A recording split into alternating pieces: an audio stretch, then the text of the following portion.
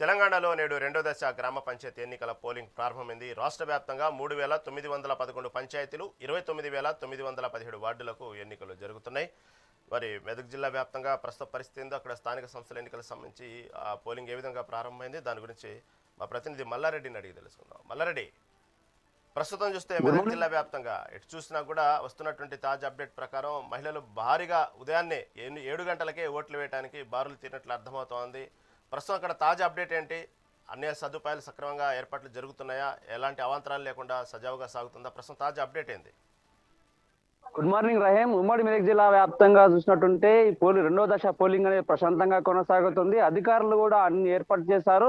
Polling కేంద్రాల వద్ద తాగునీటి సదుపాయం కానీ షామియానా, ఇటు వైద్య శిబిరాలన్నీ కూడా ఏర్పాటు చేశారు. అయితే ఉమ్మడి మెదక్ జిల్లా వ్యాప్తంగా చూసినట్టుంటే మొత్తం 575 స్థానాలలో 531 స్థానాలు ఏకగ్రీవమయ్యాయి. మొత్తానికి అయితే చూసినట్టుంటే 544 సర్పంచ్ స్థానాలకు 1877 మంది పోటీ పడుతున్నారు. అదే 4,356 మంది వార్డుకు పోటీ పడుతున్నారు. మొత్తంగా చూసినట్టుంటే ఉదయం నుంచే బార్లు తీరిన పరిస్థితి మనకైతే కనబడుతుంది. అయితే చలి తీవ్ర కూడా కొద్దిసేపు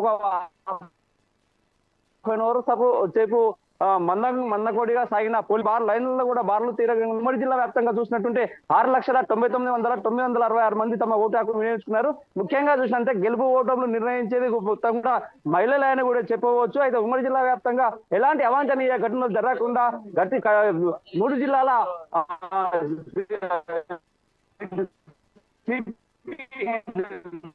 సిద్దిపేట సిపిఐ ఎన్నికలు గాను 5,210 అయితే జిల్లా వ్యాప్తంగా చూసిన 85 సమస్యాత్మక పోలింగ్ కేంద్రాలను ఏర్పాటు చేసి 3 అంచెల భద్రతా వ్యవస్థను ఏర్పాటు చేశారు రాయం. అయితే ముఖ్యంగా చూసినట్టుంటే ఇది ఉదయం 7 గంటల నుంచి మధ్యాహ్నం 1 గంట వరకే పోలింగ్ నిర్వహించబడుతుంది. మధ్యాహ్నం 2 గంటల తర్వాత కౌంటింగ్ కోసం కూడా స్టేట్స్ అధికారులు కూడా అన్ని ఏర్పాట్లు చేశారు.